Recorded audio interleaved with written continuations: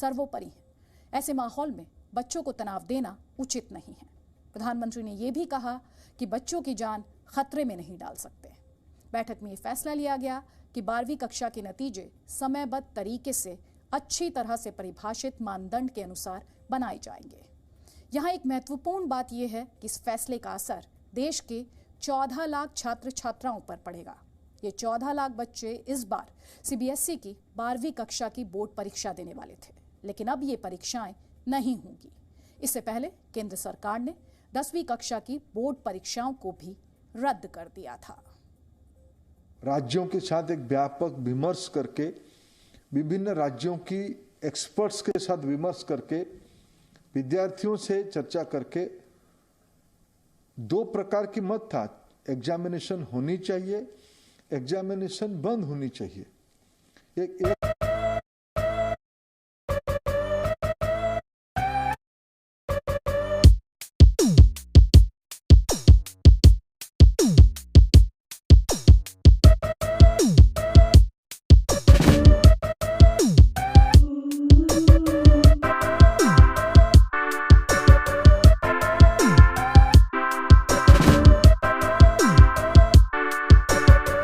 प्रश्न सरकार के सामने था, लेकिन आज सरकार ने प्रधानमंत्री जी के नेतृत्व में, विशेष करके प्रधानमंत्री जी आज की माहौल को देखते हुए देश की भविष्य की स्वास्थ्य को सुरक्षित करने के लिए कोई जोखिम ना उठाते हुए 12वीं की परीक्षा को रद्द किया है।